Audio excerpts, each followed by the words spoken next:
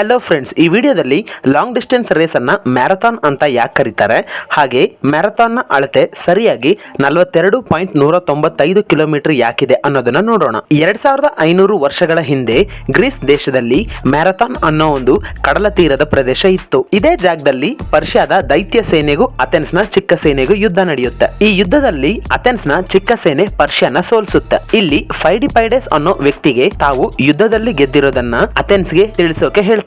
ಫೈಡಿಪೈಡೆಸ್ marathon ನಿಂದ Athens ವರೆಗೆ 40 kilometre ಓಡ್ತಾನೆ ಹೋಗಿ ನೇನಿಕೆ ಕಮೆನ್ ಅಂತ ಹೇಳ್ತಾನೆ.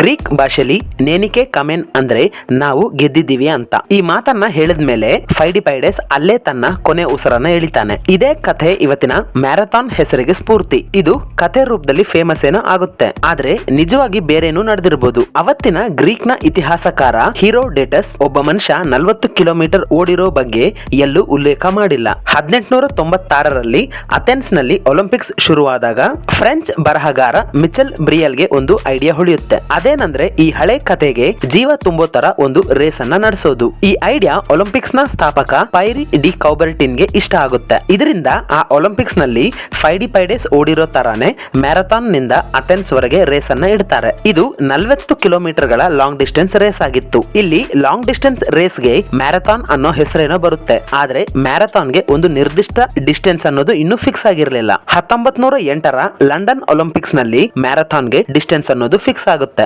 ಲಂಡನ್ ಒಲಿಂಪಿಕ್ಸ್ ನ ಆರ್ಗನೈಸರ್ ಗಳು ಈ ಮ್ಯಾರಥಾನ್ ಇಂಗ್ಲೆಂಡ್ ರಾಜಮನೆತನಗಳಿಗೆ ವಿಶೇಷವಾಗಿ ಕಾಣಬೇಕು ಅಂತ ಇದರ ಸ್ಟಾರ್ಟಿಂಗ್ ಲೈನ್ ಅನ್ನ ವಿಂಡ್ಸರ್ ಕ್ಯಾಸ್ಟಲ್ ನಿಂದ ಶುರು ಮಾಡ್ತಾರೆ. ಹಾಗೆ ಇದರ ಫಿನಿಶ್ ಲೈನ್ ಅನ್ನ ವೈಟ್ ಸಿಟಿ ಸ್ಟೇಡಿಯಂ ವರೆಗೂ ಇಡ್ತಾರೆ. ಇದೇ ಜಾಗದಲ್ಲಿ ಇಂಗ್ಲೆಂಡ್ ನ ರಾಜಮನೆತನದವರು ಕೂತಿರ್ತಿದ್ರು. ಆರ್ಗನೈಸರ್ ಗಳ ಈ ನಿರ್ಧಾರದಿಂದ ರೇಸ್ 40ರಿಂದ 42 ಕಿಲೋಮೀಟರ್ ಆಗುತ್ತೆ. ಇದರ ಜೊತೆಗೆ ಆಟಗಾರರನ್ನ ಸರಿಯಾಗಿ ರಾಜ ಕುಟುಂಬದವರ ಎದುರು ತರೋಕೆ ಎಕ್ಸ್ಟ್ರಾ 195 ಮೀಟರ್ ಅನ್ನ ಸೇರಿಸ್ತಾರೆ. ಮುಂದೆ ಮ್ಯಾರಥಾನ್ ರೇಸ್ಗೆ ಈ 42 ಕಿಲೋಮೀಟರ್ 195 ಮೀಟರ್ ಸ್ಟ್ಯಾಂಡರ್ಡ್ ಡಿಸ್ಟೆನ್ಸ್ ಆಗುತ್ತೆ.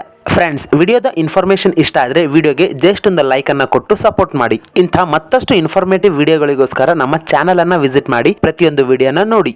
Thank you.